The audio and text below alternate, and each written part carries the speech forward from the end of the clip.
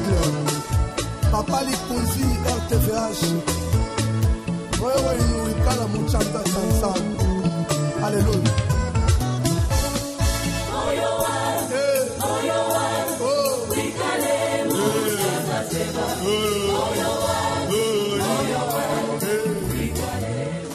Shalom, shalom peuple de Dieu, shalom balingami, katina nkolo Yesu Christo. Mbote, bonne année, bisika nyonso bozolanda biso, nkolo Yesu Christo, apambola bino, na mobu ya sika oyo tobandi, na mvula ya sika oyo toyebi na kobanda. Tika Yesu Christo ayeba na kopambola bino banso, surtout muto zolanda biso chaque fois opesa biso confiance tikete Yesu Masiya akokela yo. Bonne année, meilleurs vœux pour sa biso ezali ete okende de succès en succès, de victoire en victoire, d'élévation en élévation. Année oyo ebandi ezala année ya réussite pona yo, ezala année ya élévation, ezala année ya accomplissement ya bilaka na Nzambe na bomoi na yo. 2022 ezala année ya elonga, et surtout ezala année ya vengeance na nkolo likolo ya banguna na yo. 2021 elekanaki na ba bitumbe bele, ba blocage, ba attaque, ba humiliation, ba déception. O wapi diable atelemaki de fois pona kotindika yo na kati na libulu okweya po bango basepela. Wana nde e caractérisaki 2021 ba maladie epai diable azozela ayokisa yo soni, bazela bachola yo, bazela baseka yo. Me na ngolu na Nzambe oleki ndenge olekani na 2021 wana, na ngolu na Nzambe tosali yo tokoka kosala na 2021, lelo toza na 2022. Alors tikete 2022 oyo Nzambe na lola atelema, Nzambe na lola akokela yo, Nzambe na lola a défendre cause na yo. 2022 mopanga na Nzambe eza likolo ya moto nyonso oyo azozela liwa na yo, oyo achelaki yo mitambo, oyo banda kozela kufa ya bana na yo, abanda kozela makambo makasi eyela yo. 2022 Nzambe na lola a venger torobi vengeance na Nzambe eza likolo banguna na yo na 2022, année ya vengeance na Nzambe. Yango tolobi 2022 année de la vengeance de l'Éternel contre tes ennemis.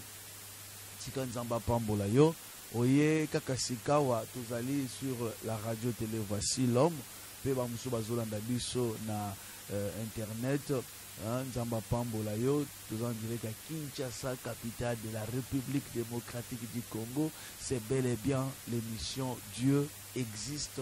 Oui, bien aimé, ce que vous en avez bon parce que Nzambe azali. Ce qu'il est l'autre zolo parce qu'il y a un Dieu quelque part, parce que ce Dieu là existe. Yama bateli biso tokota na mvula oyo yasika.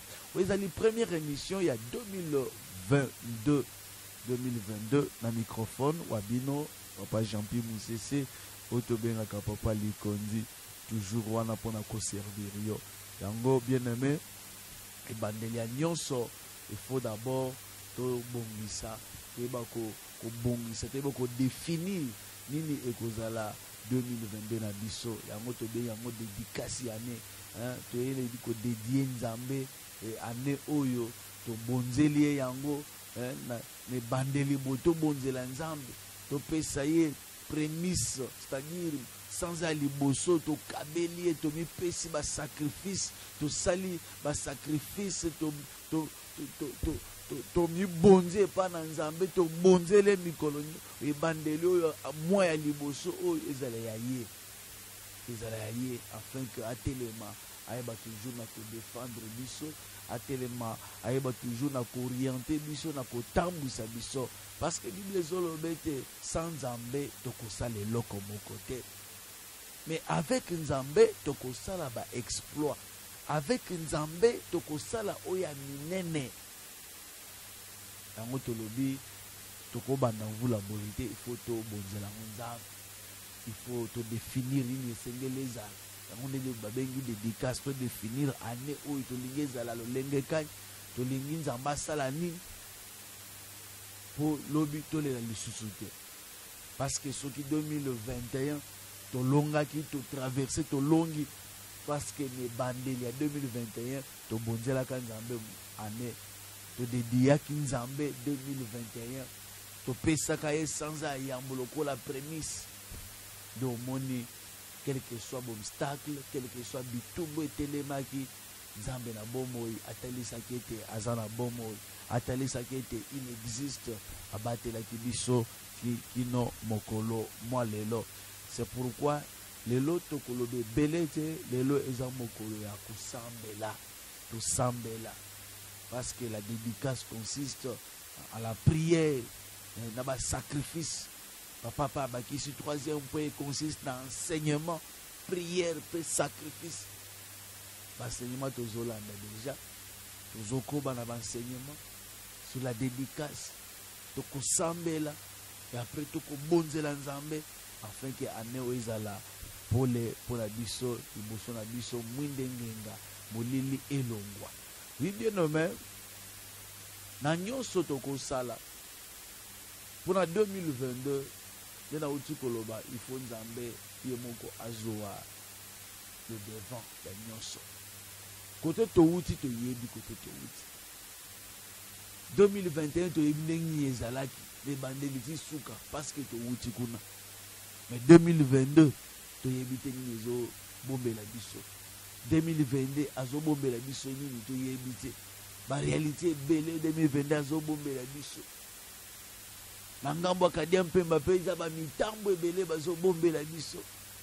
Iza ba piège bazo tanda. Obstacle bazo tia. Obiso to yebite. C'est pourquoi Nzambe lokola aza le maître des temps et des circonstances, aza le maître des esprits, il est l'omniscient, ayebi nyonso. Tozongi pa na ye. Yende akoyeba na kotambisa biso na aneo. Yenda koyeba ete tia lokolo awa ko tia lokolo te sala boy ko sala te pe makasi wana ya ko sala pe ya ko sala te nyaki eliki pe nous l'accorder. C'est pourquoi tomi bonza et pas na nzambe tomi kabe pa na ye to tikela ye commande ya nyonso tozotanga mukana na nzambe tozana Exode chapitre 33 Exode 33 toko banda na verset 11 l'Éternel parlait à Moïse face à face, parlait avec Moïse face à face comme un homme parle à son ami. Puis Moïse retourna au camp, mais son jeune serviteur Josué, fils de Nun, ne sortait pas du milieu de la tente. Nzamba mandako sona Moïse ndenge basolola kala mutu no camarade Moïse alobi Nzamba zongisi Moïse alobi Nzamba zongisi Nzamba alobi Moïse a répliqué basolola face à face bazo solola pe Moïse azaki na soka matingomba azotika musana et Josué na kati na tente pa ndako bimate. Moïse dit à l'Éternel tango akekuna ayebisi Nzambe nini. Moïse alobi na Nzambe nini. Voici tu me dis fais monter ce peuple et tu ne me fais pas connaître qui tu enverras avec moi. Cependant, tu as dit, je te connais par ton nom et tu as trouvé grâce à mes yeux. Moïse a lobi, Nzambe, olobi nangana bimisa libota o tokende. Olobi nanga ite nzo bango bimisa bango na Égypte bokende. Matisa bango. Et puis olobi nanga ke oyebi nga na kombo na ngai. Mais telisanga nanu. Otinda nga na kenanani parce que libota oyo eleki mune. Kote na zokende na yebi te. So na kenga moko. So kuna simbi te. Bakotuna nga yo longoli biso na Égypte oke na biso wapi. Bakotuna nga motuna. Soki makambo ebebi, ils vont me poser des questions. Bakoki pe ko lapide ngai soki esimbi te yo zoloba na ngai na trouver grâce epa na yo olinga ngai o na trouver ngolu liboso na yo Nzambe mais etalisanga tokotambola na nani okotinda nga na nani po étant que moto nazala ba imperfection nazala ba incapacité mususu oye ko salete na pesa bango nyonso ba koluka te. C'est ce que ça veut dire, c'est que Moïse voulait faire comprendre à Dieu. Aïe aïe aïe, de quoi trouver un golou à ce moment-là, ça va faire comprendre Nzambe. Moïse dit à l'Éternel, voici tu dis, tu me dis fais monter ce peuple et tu ne me fais pas connaître qui tu enverras avec moi. Cependant tu as dit, je te connais par ton nom et tu as trouvé grâce à mes yeux. Maintenant, si j'ai trouvé grâce à tes yeux, fais-moi connaître tes voies. Alors je te connaîtrai et je trouverai encore grâce à tes yeux. Considère que cette nation est ton peuple. L'Éternel répondit, je marcherai moi-même avec toi et je te donnerai du repos. Namoko na kotambola na yo. Namoko na kotambola na yo, Moïse. Nakozala pede na yo. Ma question est difficile, nyonso ya marche oy tu nangai Moïse na ko répondre yo na kotalisa ni esengeli osala. Moïse lui dit, si tu ne marches pas toi-même avec nous, ne nous fais pas partir d'ici. So otambola na bisote. Mais Nzamba salobi Moïse na kozala na habité. Na boyi na ngate. Mais j'insiste. Ce que tambola na bisote. Ce qui ont moko zu le devant te.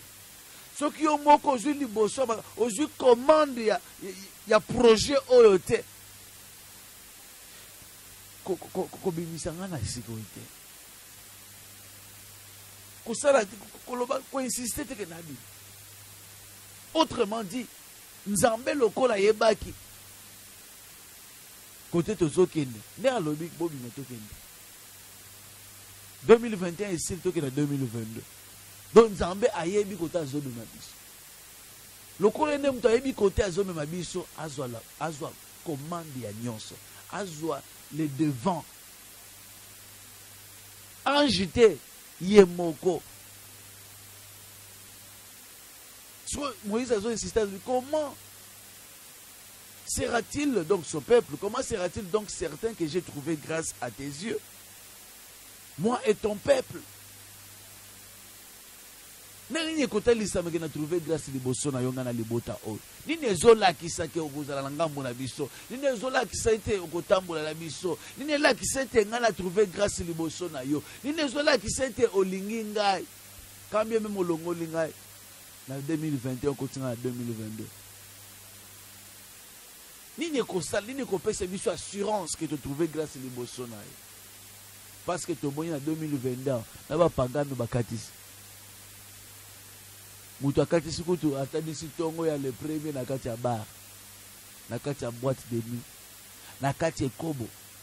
Na kati ya ba makambu oyo esepeli so kutu nzambe te. Bango nyonso tokatisi na bango na 2022.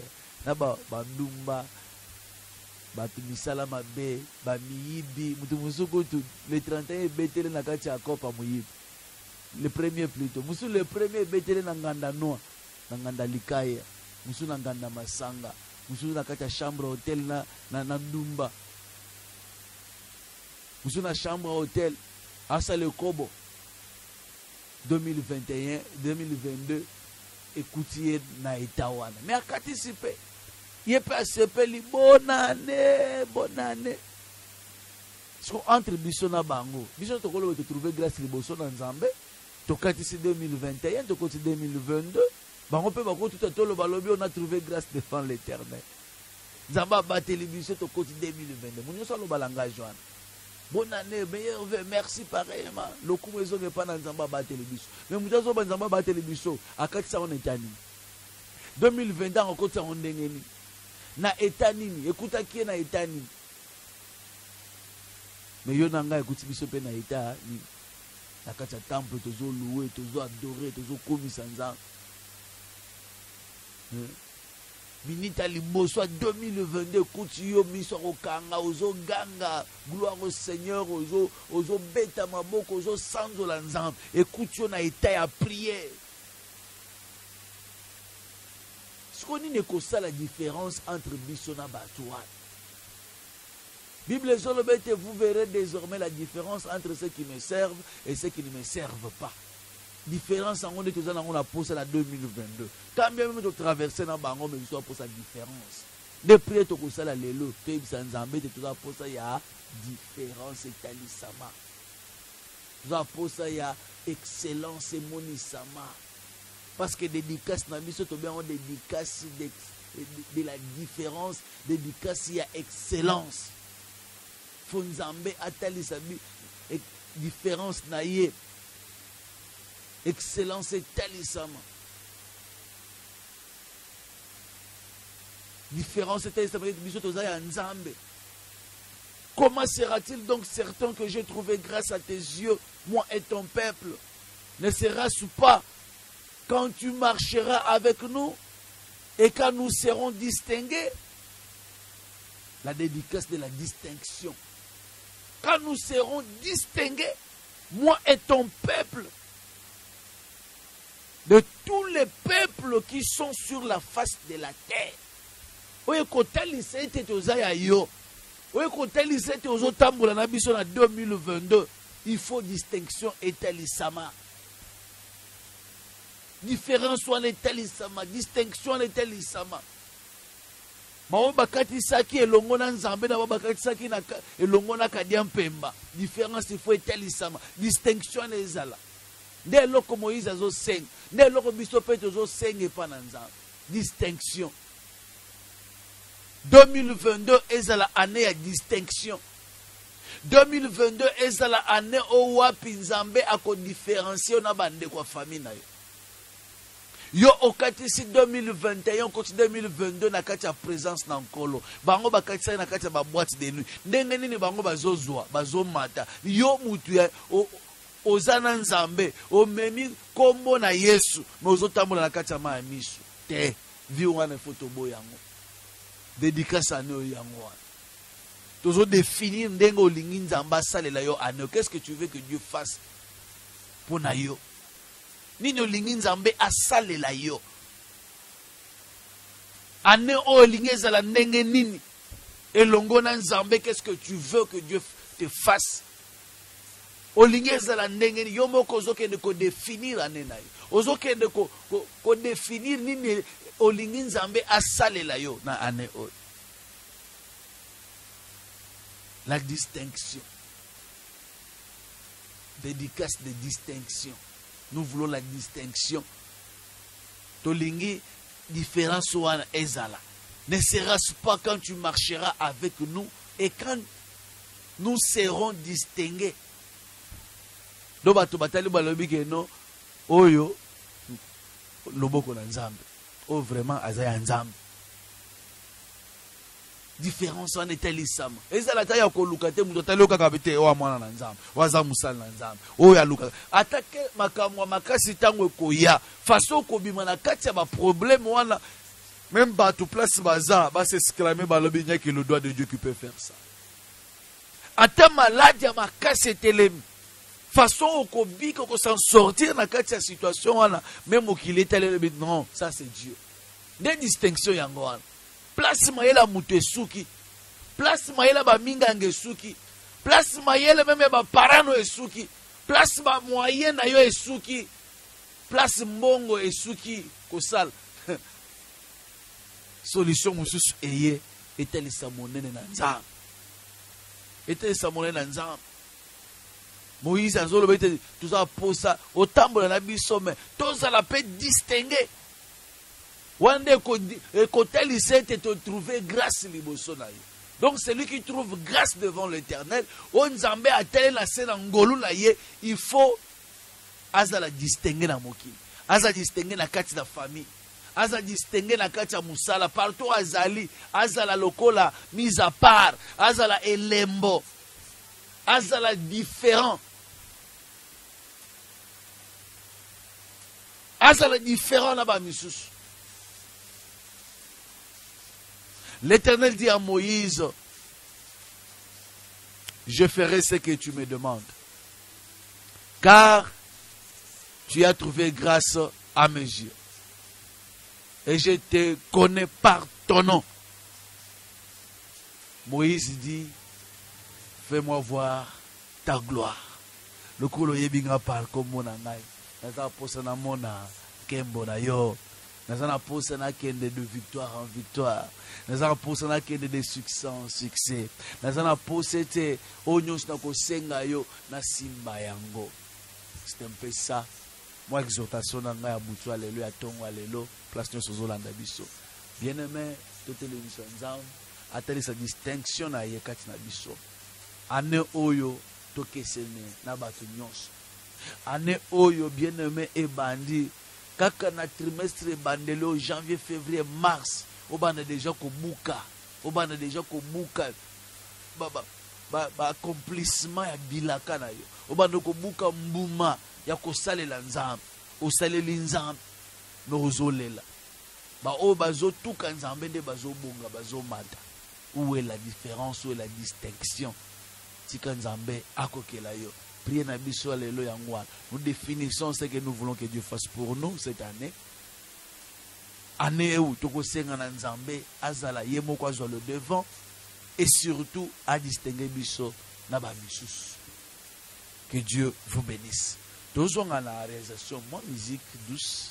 Place aux a déjà banda déjà au contempler gloire na nzambe. Moïse a zolobé te fais-moi voir ta gloire. Ce qui nzambe retrouver grâce les bosso na nzambe, il faut que au monde la gloire na nzambe. Il faut que mon nzambe accompagne. La gloire de Dieu, c'est la réussite. La gloire de Dieu, c'est l'excellence. La gloire de Dieu, c'est la distinction. Nzambe asunga yo déjà. Obando kota na kati ankem, obando contempler gloire na nzambe nezo kita na kati na vie na yo, nezo kita liboso na ane na yo, nezo kita na kati libota na yo. Ça a déjà concentré place aux alliés tozo kende ko sambel, mais bana déjà kotala ndenge bolingo na nzambe ezotali sama na vie na yo, na vie ya bana na yo, na vie ya mobali na ya mwasi na yo. Bamonete libambo lekoni pembeni. Bayoki ete nzambe alingi kosala bayebi ete tokomi ntango apokwa oyo nzambe akutanaka na baoyo ye batelemi babotola lipamboli na ngai batelemi babotola oyo pesinga yango nga na ye yo loba liloba moko libota bika ye loba Loba moko ponanga Loba Loba tomona bika mona Loba. Gloire au Seigneur, bien-aimé, place aux alliés. Avant toute chose, toke nous rendre gloire à Nzambe. Il est merveilleux, il est compatissant, lent la colère et riche en bonté. Il est le véritable Dieu. Il est le merveilleux. Nzambo sepelinga na yo tomona 2022. Merci. Parce que abongi na yango. Yenda sepeli to mona ane o. Yenda sepeli malgré nos difficultés, malgré masumu na biso, malgré makambu mabenyo sokoza lo sala. Mais ce Dieu là te garde encore en vie. Pour dire que non, azana projet moi kitoko na yo. Azana mission kitoko alinga sala longo na yo. Azana mission kitoko na yo avec toi dans ta famille là. Dans ton entourage, na église na yo, na libota, na mboka Congo, Nzambe azana mission kitoko na yo. Yango mwa tigyo en vie jusqu'à ce jour. Pesa ye merci, tombola kombo na ye, to sambel na kombo na Jésus.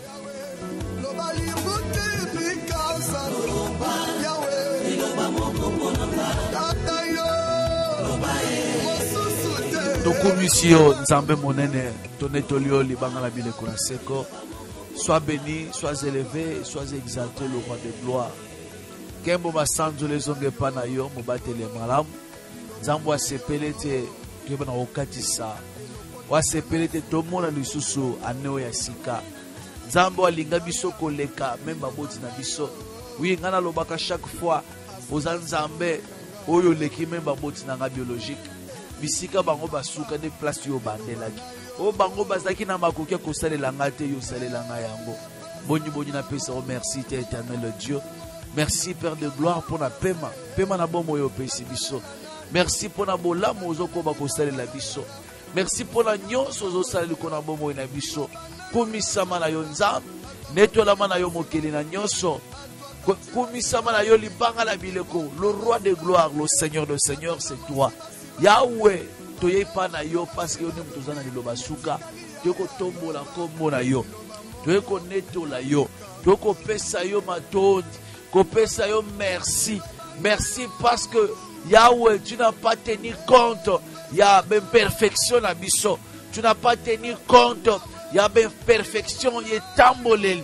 Il y a un acte de commettre dans ce monde. Il y a un béotéma dans le sale. Tu n'as pas tenu compte de cela, Seigneur. Mais au télévision, dans ce ngolo, dans ce grâce na yo. De ton moni 2022.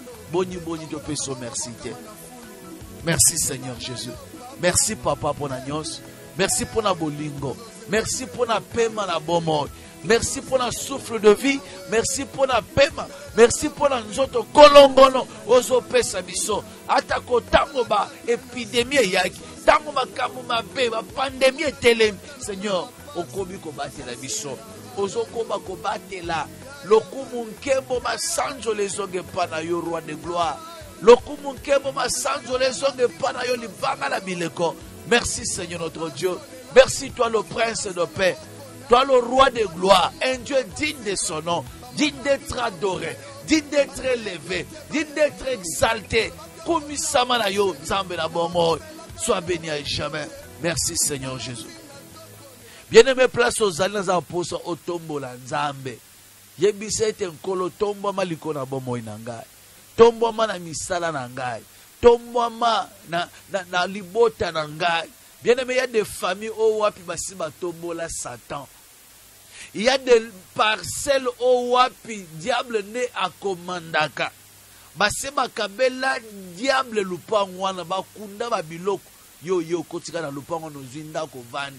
Mais il y a des choses salema, des cérémonies bakenda ko dédier même parcelle wana Satan. Debo somona bandoto ezaka toujours compliqué.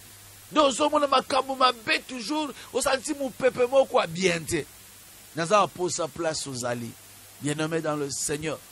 Nous avons posé sa place aux alliés. Au tombeau la denza. Yebisa nzamba tombo ma la vie na yo. Azala élevé au-dessus de tout. A régner na katia lupango. A régner na vie na yo. Na misala na yo. 2022 nzambe a régné. Ce qui 2021 le diable avait régné, nous voulons que cette année que Dieu règne dans ta famille, dans ton travail, dans tes affaires, dans tes études, que Dieu règne. À Konza, Yazala au-dessus de tout. Yebise Nkolo Tombouama. Même l'ikolo makanisi nanga, l'ikolo ma projet nanga, yo de Tombouama, to sambe na kombo na Jésus.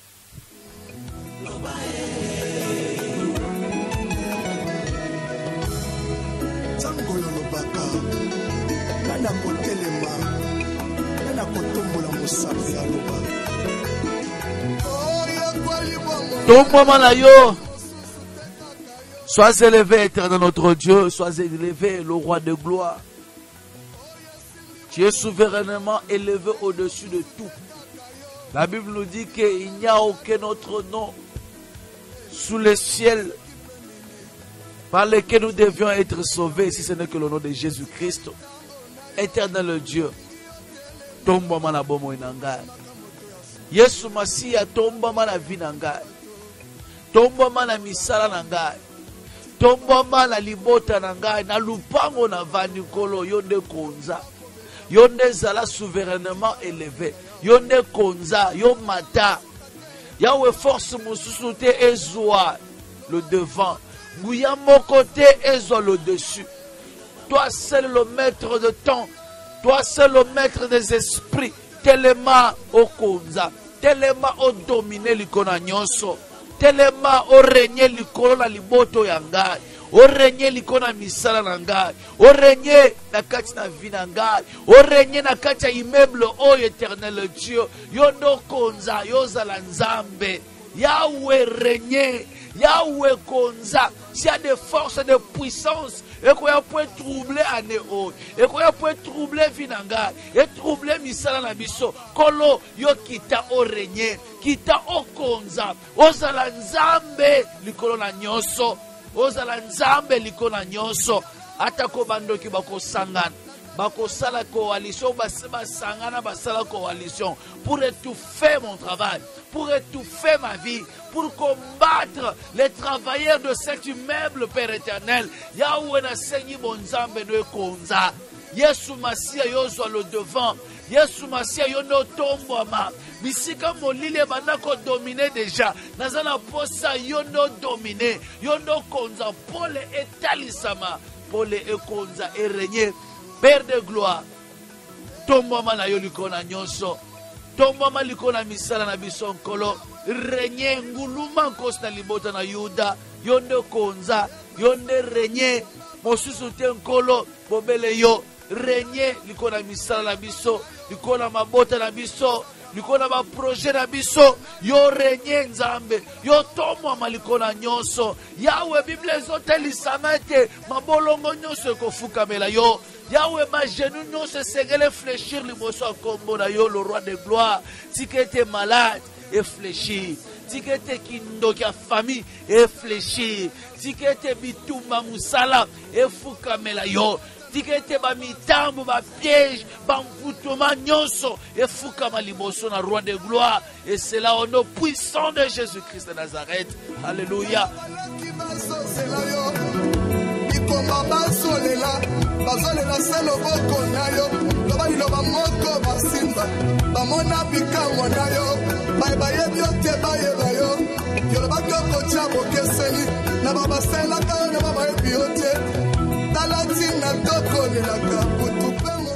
Voilà, bien-aimé yoka taza posa sikawa osala prière ete aneo mobimba ngolu na nzambe ezala likolo na yo 2022 mobimba et ngolu na nzambe, la grâce de Dieu.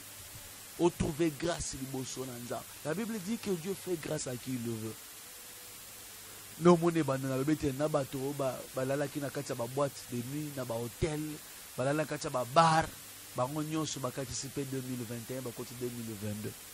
La grâce de Dieu. Ba mususu nzamba tikeli bango temps ba bongo la motel. Ba mususu nzamba hôtel la bango. Il fait grâce à qui il le veut. Yebisa été 2022 mobimba. Ngolu na ye zaliko na bomoi na ye. Ngolu anzambe. Grâce na ye eteli samaliko na misala na yo. Grâce na ye eteli samaliko na ba étude na yo. Grâce anzambe eteli samaliko na bana na yo. Grâce na nzambe zaliko na yo. Parce que son ngolu na nzambe eza likolo na yo. Bien aimé, tu vas marcher dans l'excellence, dans la distinction. Moïse a dit, si j'ai trouvé grâce à tes yeux, nous avons posé sa distinction. On distingue biso na batu mususu na mokili, na mabota mususu. La grâce de Dieu, c'est là qui était muto za la distinguer na ba mususu. La grâce de Dieu, c'est là qui était étoile la moto et briller. 2022 que ton étoile brille et qu'elle se distingue. Que ton étoile brille et qu'elle se distingue. 2022, mon nzoto na yo engala. C'est ça la distinction de Dieu. Ngolu na ye etele samaliko na vi na yo. Yebisa nzambe na trouver grâce pa na yo. Tambusanga na se na ngolu na yo. Même si que na ko tia lokolo nde orienté ngai. Ngolu na yo e orientaka. Grâce na nzambe e guidaka. Grâce na nzambe e ko épargner yo na ba piège a monguna. Grâce na nzambe e ko épargner yo na ba maladie chronique, ba épidémie ezo yaka o, na ba ndemi o. Grâce na nzambe ko sala ete yango ezwa yo te. Okoza la distinguer na ba misusu. C'est ça la grâce. Yebisa nzambe te ngolu na yo likolo na ngai. Ane mobimbo na vivre grâce na yo. Naza la pe distinguer na ba misusu to sambe na kombo na Jésus. Okomona libota na nga na pasi yaya bale yaya balaki basosela yo Jésus mokile koyeba ndenge nini ke naza mosali na yo. Mokile koyeba ndenge nini te toza bana na yo Yesu. Soki tu trouver grâce liboso na yo te. Soki pe oko distingue biso na ba imokilité nza. Yahweh ngolu na yo de tozo senga. Ane mobimba totambola na se na ngolu. Totambola na se na grâce na yo. Bisika molile ezalaki ngolu na yo éclairé. Bisika malade etelemi grâce na yo épargné biso nkolo. Ngolu na yo épargné biso yaw. Telanga na se ne kulusu na yo Seigneur notre Dieu. Telanga na se na ngolu na yo. Ane mobimba tozala posa grâce na yo. Tozala posa bonzambe na yo. Ngolu na yo etambusa biso. La grâce de Dieu est orientée biso. Père, récite koya son ngolu ezali. Tikete ngolu ango etondisa makati na bomo na biso. C'est la grâce qui va nous orienter cette année. Sous ta grâce nous allons réussir. Sous ta grâce nous allons exceller. Sous ta grâce nous allons exceller. Sous ta grâce nous allons réussir. Sous ta grâce notre Dieu échec et kozalate. Soki ngolu na ezali kona bomo na biso. Na sena ngolu na yo Yahweh to kozala distinguer Seigneur notre Dieu. Mokile koyeba ndenge ni tozabana na yo. Distinction de tozo senga. Ngolu ne sala kete distinction etalisa. Nous avons pour sa grâce na yo Seigneur notre Dieu. Na misala, na ba étude, na ba tidabana, na misala na mabota. Bisika yo toko se retrouver paix. Grâce na yo accompagner biso. Ata kotango diable a kotele. Pona kotandre biso ba piège. Grâce na yo épargner biso et révéler biso le mystère caché. Ngolu na yo esalete tozala différent na ba misusu. Ngolu na yo esalete tozala distinguer na ba misusu. Éternel Dieu. Échec ezala na ngambo na biso te. Parce que la été grâce na liko na ngai na kotambola na kati na resito. Ngolu na yo liko na vie na ngai na kotambola na kati na longa. Yahweh tika grâce na yo sopa na lisusu na kati na libota na ngai. Ngolu na yo telisama lisusu na kati ya vie na ngai, ne tambole na ngai na nyonso na ko entreprendre na sena moi. Ah, ngolu na yo etambwisa ngai Jésus. Ngolu na yo epese liko na vie na ngai. Grâce na yo e orienté ngai. Ngolu na yo etambwisa ngai. Ngolu na yo efongola mikuke. Yahweh si ya la grâce Père sika nyonso na ko tambola na kozala molongi. Porte nyonso na ko frapper ko fongomela ngai. Ngolu na yo ko salete yao na trouver grâce même liboso na bato. Partout na kozala yao bato balingaka ngai, basepelaka na ngai. C'est ça la grâce de Dieu. Yao yango nde naza nango posa. Que ta grâce notre Dieu etelisama. Etelisama. Yahweh,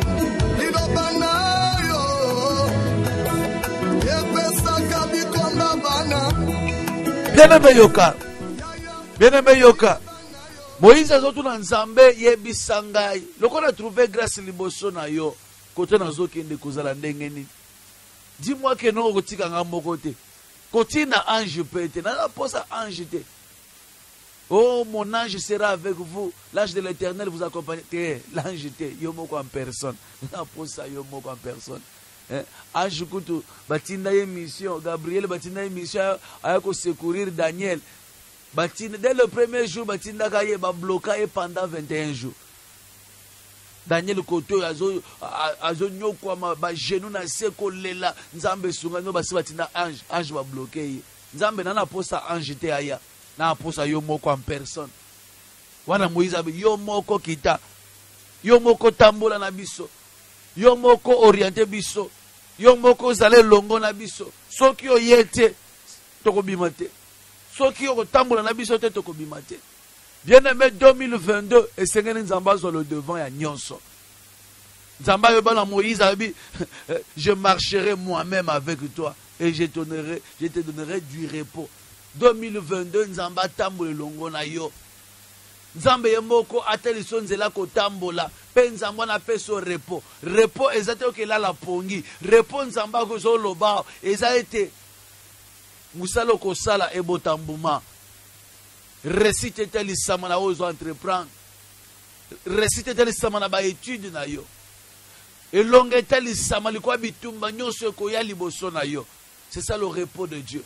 Place au bana qu'on avec difficulté, aux avec facilité. C'est ça le repos de Dieu. Wane yaka soki nzambe ye moko atamboli na moto. Yebisa nzambe te 2022 to tambola na yo. 2022 yo le devant. 2022 anjete yo moko nzambe tambola na ngai. À tout moment, lobela kangai. À chaque instant, orienta kangai. La kisanga esika na kocha lokolo. Mokilango eza déjà kobeba na zoye bate côté dans zo kende. Côté na uti au moins je comprends ba erreur makamuna sala mais liboso na zo kende yao tambusa ngai, longisa ngai, orienter ngai, diriger ngai, zwa le devant ya nyonso, ba projet na ngai, yo moko planifier yango, ngana kende kaka de récite en récite, de victoire en victoire, to sambe na kombo na Jésus.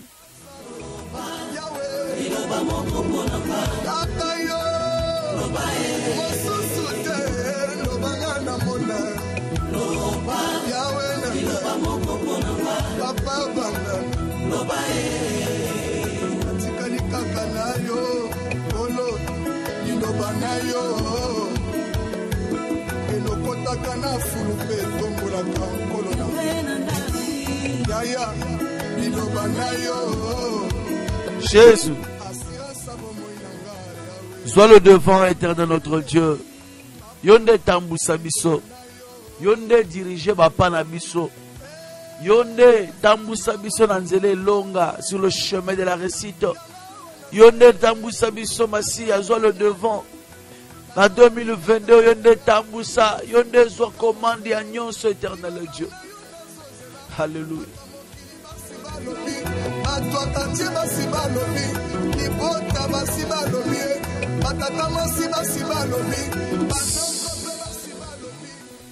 Bien-aimé, avant de changer fréquence, tu vas prier à combat parce qu'il faut aussi plutôt combattre. Combattre au salle et le de la ratissage. Onyonso et lundi en 2022, tu as de tumbango. Ba onyonso bazo kanayo, ba tchao ba piège na nzela. O bazo zelelo na fin à janvier, bazo zelelo na février, bazo zelelo na mars, avril, mai, juin. Ba tchelo ba bitambu, tozo ke ndiko panzango. Ba bomba retardement, ba si ba tchela ki tozo ke ndiko désamorcer ango. Mais avant cela, avant le combat, bien aimé nous pose ça la requête au semble l'intention de prière. Moïse, nzamba zolo ba na Moïse, je ferai ce que tu me demandes. Car tu as trouvé grâce à mes yeux et je te connais par ton nom. Bien-aimé, Dieu te connaît par ton nom. Nzamba yebi na kombo na yo. Ayebi ba problème aux anango. Ayebi nyonso aux anango pour ça. Il te connaît. Et il dit que je ferai ce que tu me demandes. Pour dire que si tu demandes, Dieu donne. Bible va demander et l'on vous donnera. 2022, qu'est-ce que tu veux que Dieu fasse pour toi? Nous allons pour définir année où l'ingé zalandeni pour nayo. O l'ingé zambasa le loni. Année où l'ingé zambasa le layo nini. O l'ingé zamba pesa yo nini. O l'ingé zalandenge nini longo na nzambe 2022. Ozo définir ango. Ozo senga ango epana nzambe. Et puis nzamba sa répondre à l'obi déjà que je ferai ce que tu me demandes. Nako sala au futur. Oyozo senganga. Tu demandes ça maintenant et Dieu va accomplir ça. Ako sala yango parce que il te connaît. Parce que tu as trouvé grâce. Parce que ngolu na ezali kolo na yo, o trouvé grâce et pas na ye. Pe ayebi na kombo na yo, senga azo pesa nyonso. Nini ozana ngo posa nzamba sala 2022. Nini olingi nzamba kokela yo. Qu'est-ce que tu veux que Dieu fasse pour toi? Je te laisse le temps pendant quelques minutes. Yebi sanza. Tout ça na kombo na Jésus. Nataleli kata yo yaya musunga toka maseyo liloba na yo nazozela bato mokili basi balobi bato akantie basi balobi libota basi balobi batata mwasi basi balobi banoko mpe basi balobi etikali yaya loba liloba moko na pika olo liloba na yo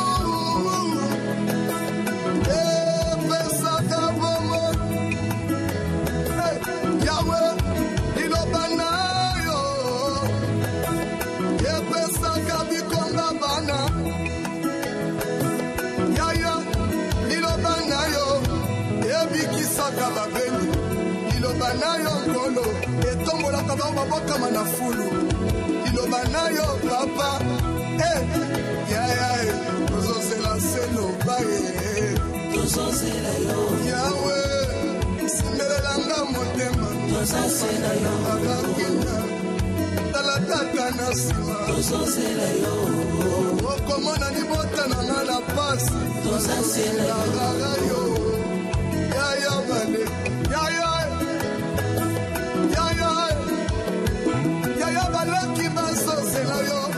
Jésus, Jésus, Jésus. 2022 et que c'est n'abandonne Moussoussou. 2022 aucun de succès en succès, de victoire en victoire. Oyo sengi nzambe accomplir yango na vie na ye. Oyo sengi nzambe apeso yango. Ya lobi, je te donnerai ce que tu me demandes. Je ferai ce que tu me demandes. Je ferai. Donc nzambe akostalo yoko senga na 2022 oyo. Soko yebise moto ekita, nzamba okitisa moto. Etumba banguna nanga ekiti pe tumbi bango. Yemo alobi, je ferai ce que tu me demandes parce que tu as trouvé grâce à mes yeux et je te connais par ton nom. Bien-aimés les apôtres, sikawa tokota na champ de bataille. Bible zolo ba l'Éternel est ton Dieu, il est le feu dévorant, un Dieu jaloux. Yako tolérer jamais diable a touché na suki na yo. Ako tolérer te bando ki bati o mitambo balongolo na mokili kaka pona par jalousie bati le poison kufi pour kei. Nzamba ko tolérer yango jamais. C'est pourquoi prier to ko sala isa que kanda na nzambe ekita likona banguna. Ba o nyonso balimba mettre fin na vie na yo. Ba o nyonso balingi ba mona yo ozolela, ba mona yo sambwe. Ba o nyonso bazo tendre ba piège. Balingi esengote pona yo. Bazo kota banda kwa nganga. Batiki kombolo na photo po ba bebisa avenir na yo, avenir ya bana na yo. Bazo linga toujours yo tambola kana mai na miso. Ce sont là les ennemis. Bato balinga bola muna yo te. Yala kisakani. Ye. Au sali bango pe logo te. Famille, pe membre de la famille biologique peut être. Mais jalousie kaka telemi alingi yo kufa. Les gens pour cette moto qui t'a déjà. Et banda ko ratisse nzela na yo. Nyonso etangami ya réclamation monde à ténèbres. Ya résistance et télémac. Banda 2021 zo tumbango mezo lando kaka. Elingi elando tira 2022 vi wana mabe wana. O ezo landaka yo wana. Makambu makasi wana ezo landaka yo wana. Ben position monde à ténèbres. Moto na nzambe kita na vie na yo, na santé na yo, na entourage na yo. Nyonso etangami ya diable. Ba projet à monde à ténèbres, ba surprise désagréable. Et yamba moto na nzambe to sambeli na kombo na Jésus.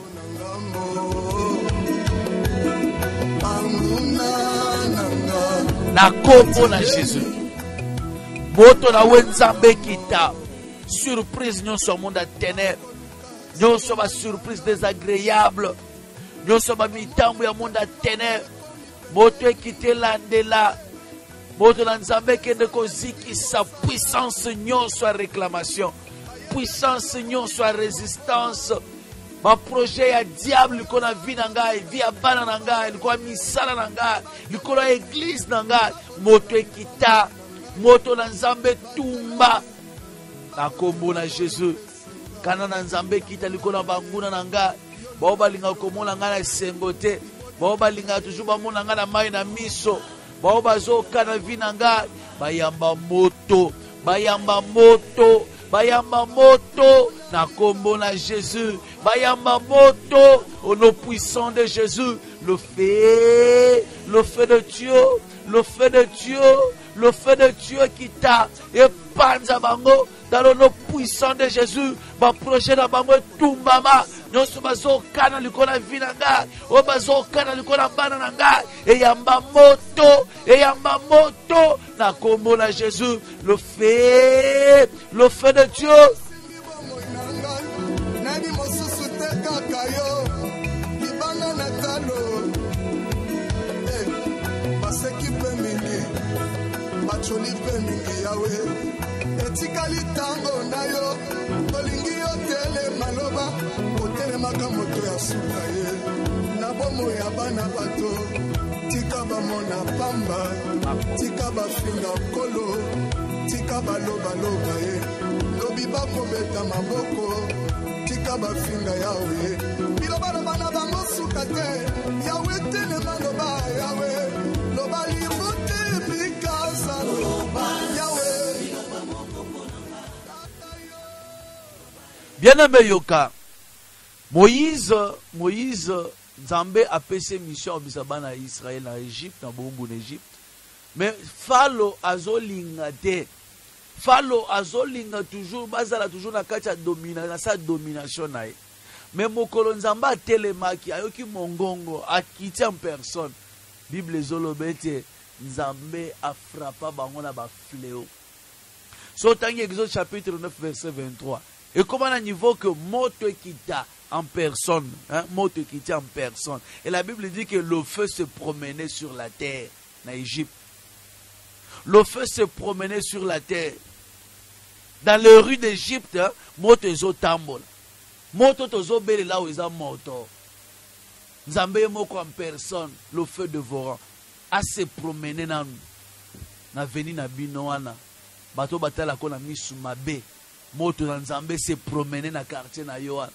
Moto na Nzambe se promener na lupango na bino. Moto na Nzambe se promener na famille. Bible le fait se promener. Moto zana makolo zo tambola. Et se promener na kati ya libota. Moto na Nzambe se promener na kati ya immeuble na bino na musala. Moto na Nzambe se promener. Na 2022 moto na Nzambe se promener. Et kota na ba biro nyonso wana. Et luka. O nyonso asalaka ba complot ya mabe contre vie na yo. Moto na Nzambe se promener na musala na bino e kote na ba couloir na ba bureau. Moto na Nzambe se promener o nyonso azoka na yo. Ba bomba retardement bazolinga ba tiela yo. Ou bien ba se ba tiaki bazozela ba explosele yo. Bazoka na ba yeto kozwe na février. Yeto kozwe na mars, avril, juin, basi ba préparer na maladie moko boye et yaka na ndenga poisa et écroulé yo. Basi ba préparer ba poison na bango. Bazo préparer makambo mabeli kona vie na yo, likona vie abana na yo. Likona mobali na yo. Moto na Nzambe kita.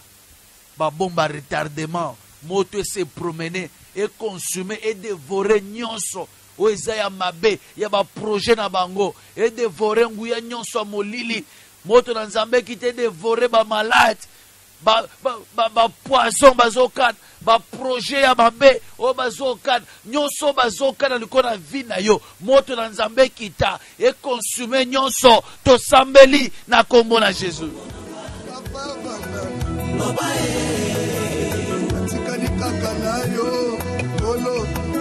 Banayo enokotaka na fulupe tombolaka nkolo na yaya liloba nayo assurance Jésus moto na Nzambe ki te panza nyonso ba obstacle ba barrière nyonso ba limitation ba kotia na parcours nanga ane o nazokende kokweisa nazotumbango moto nyonso ba mitambu ya monde ya ténèbres ba projet nyonso ya mabeli kona vie na ngai via bana via mobali via mwasi via baboti moto ekite landela nguya nyonso ya mabe epela moto nyonso ba poison eyamba moto ba bomba retardement basi ba morsaki nazokende ko désamorcer yango eyamba moto etumbama na kombo na Jésus ezika au nom puissant de Jésus eyamba moto na kombo na Yesu. Que le feu de Dieu descende, que le feu de Dieu se promène dans ma famille, que le feu de Dieu se promène au travail, le feu de Dieu se promène partout et que nous consommions nyonso ya diable, nyonso ba projet à monguna, nyonso ba limitation, ba mvutuman, o bazo kana na nzela na ngai, vi nyonso bazo imposer ngai, et yamba moto via échec, ya pauvreté, ya limitation financière, et yamba moto nyonso ya bobola bazokana eyamba moto na kombo na Jésus, na kombo na Jésus. Nyonso ya ba déception eyamba moto etumbama, déception pela moto na kombo na Jésus. Bandoto compliqué, bandoto ya ba cauchemar, banvutuma ba poursuite ya monde ténèbres, ya ba réclamation eyamba moto etumbama na kombo na Jésus. Au nom puissant de Jésus, fais le feu de Dieu, le feu de Dieu, le feu de Dieu etumba.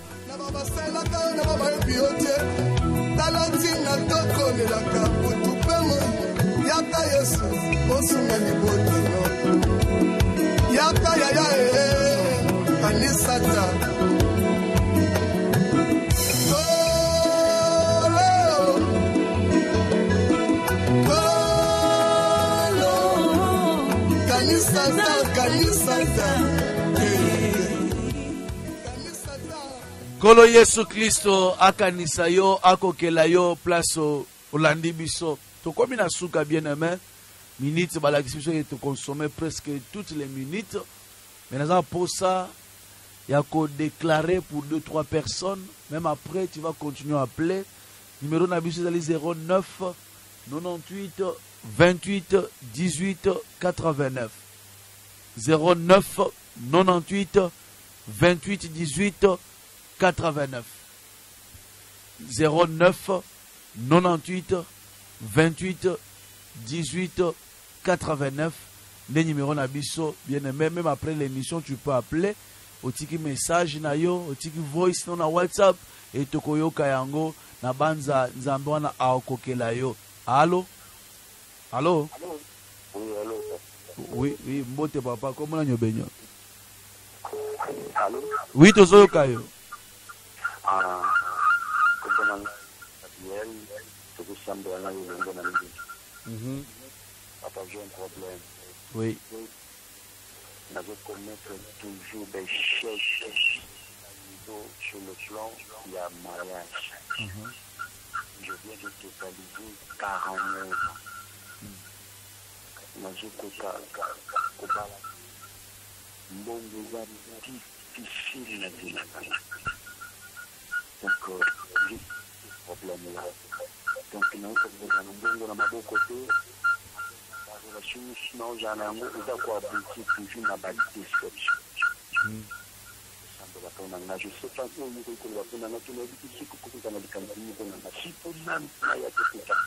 fais mes déplacements. Et je suis aussi un. Que Dieu vous bénisse, papa. On va prier. Mais là, il y a Motouya et Zappé au Lukabiso. Semaine où tu as la prière, semaine où tu as Sambela, et surtout semaine prochaine, na Kalembelembe septembre, tu as un service moko ya makasi du mardi ti vendredi. Maombe tu vas Sambela mercredi na vendredi. Semaine prochaine tu as mardi. Mardi, mercredi, jeudi, vendredi, 10h à 19h. Non-stop. Au Kabel na nzambe e bandelo. Au mi bonzina nu to luke lo nzambe. Parce que ils ont pas embatté. Diable a rusé. Il faut que tu aies ma casse dans ma prière. Éternel Dieu, je recommande mon frère Saint Thomas. Ngolo na izali kona vinaï. Yahweh échec ou télémeli na mariage. Nazoke de ko détruire yango. Yahweh ce que za réclamation à famille. Ce za attaque à monde à ténèbres. Ils ont un mauvais sort ba bois que la yé. Nazoke de ko détruire ko anéantir yango au nom puissant de Jésus. Laisse que ta grâce l'accompagne, Père. 2022 est la année accomplissement, année à réussite pour naïe, na kombo na Jésus. Amen. Nzamba pambola yo papa. Ceux qui après mission ko benga ko zala bien, même après to kutani une église ko zala malam mingi. Za malam mingi. Jusque là nous sommes à Kalembelembe 72. C'est ça mon église. C'est ça mon église. Je suis le fils du pasteur François Mutombo. Voici l'homme. Je dis bien fils, je souligne. Le serviteur était mes fils. Un serviteur attend la rémunération après le service, mais moi je suis fils. Voilà. Que Dieu vous bénisse. Tokutani na Kalembelembe, Nzamba Kosunga. Nzamba Kosunga, on va t'orienter. La prière Père Makas Eza. Et surtout que notre bandit avec chaleur à Makas 2022, il faut que 2022, il faut distinction et talisama. Il faut se distinguer dans la mission. Certainement, Nzamba Kenda Koluka, Ayokiye. Voilà. Nzamba Pamolo, Maman Solange depuis Brazzaville. Maman Solange, Nzamba Monayo. Nzamba Bundelo na bana. La misala na yo, Nzamba Bundela yo. Éternel Dieu Bundela Maman Solange Bitumbanyos. Ane Oyo. Yahweh ezala ane ya récite, ezala ane longa. Bitumba nyonso etelemelaka ye na misala na mimbongo na zo ekrasango au nom puissant de Jésus. Ba réclamation nyonso elandaka ye na ban, vi nyonso diable azokana ko imposer na kati ya ban, moto ekite panza au nom puissant de Jésus. Je proclame la récite, l'élévation, le changement, la distinction, et c'est là au nom puissant de Jésus. Amen. 09 98 28 18 89, c'est ça notre numéro. 09 98 28 18 89. Même après l'émission au Bengi, numéro pesa lié na WhatsApp, au tiki message, au tiki voice na yo, tokoyo kango, pe tokosunga yo na prière. Que Dieu vous bénisse. Nzamba ko kelabino tokomi na suka, to yamba to baki 2 ou 3 appels, on reçoit le deuxième appel. Allô? Allô? Allô, papa. Oui, maman. Beauté. Bonjour. Bonjour, bonne année. Merci, papa.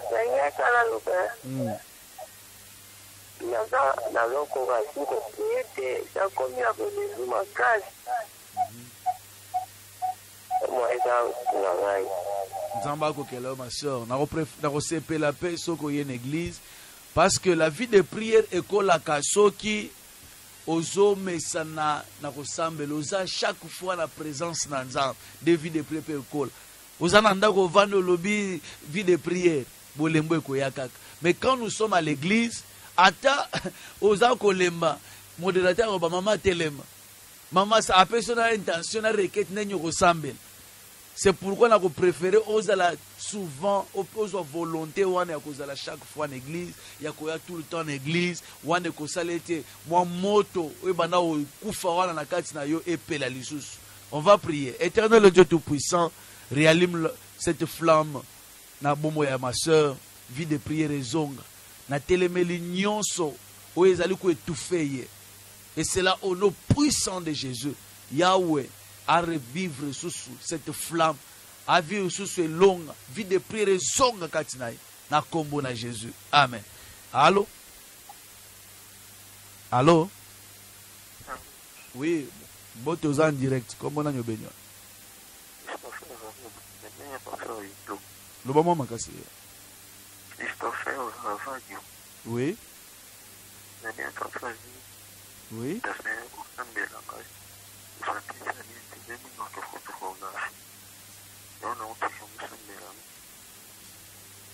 Éternel Dieu, Bundela Papa, Bisika Zouami, Longisaye, Père de gloire, Bitumbanyon Sezo Telemelaye, Yahweh paie sa victoire. Kolo, Vignon Soza imposé, ba maladie, ba envoûtement, mais Pépé Nyon Soza Nise Sengo Nasenamo, Nazo écrasango au nom puissant de Jésus, que le feu de Dieu descende et consume cela. Na kombo na Yesu 2022 ezala année longue pour na ye ezala année à récite ezala année à guérison ezala année à miracle dans le nom puissant de Jésus ne te bondeli amen to komi na suka nzamba pambola bino to consommer déjà 7 minutes à battre vraiment que mon Dieu vous bénisse au microphone c'était votre serviteur Jean-Pierre Moussessé Papa Likonzi la réalisation tout ça qui est soutenu par notre bien-aimé Béni Mbaka Zambako Kelaye, alongissé 2022, et l'année longue pour naïe, et l'année accomplissement. Tout ça, éternel Dieu n'a pas embolé pour Zanzambe, au bandaki nabiso, peu au soukisi nabiso, le kumwezonge panayo, tikete le sambo nabiso, et trouver grâce liboso nayo, nyons to sengi to yebana ko trouver, ko buka mumana yango, tozo exaucement na yango.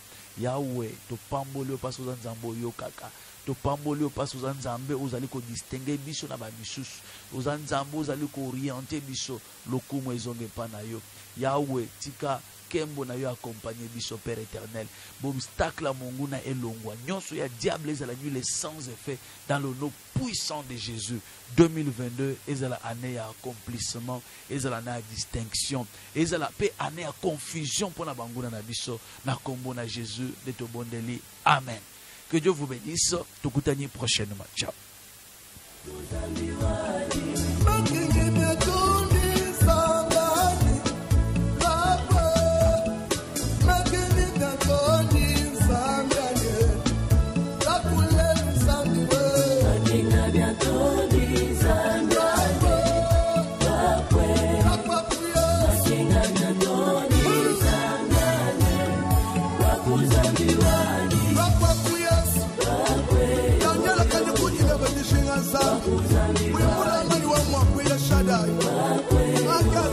Bonzeni mutomba ngita bakuleli.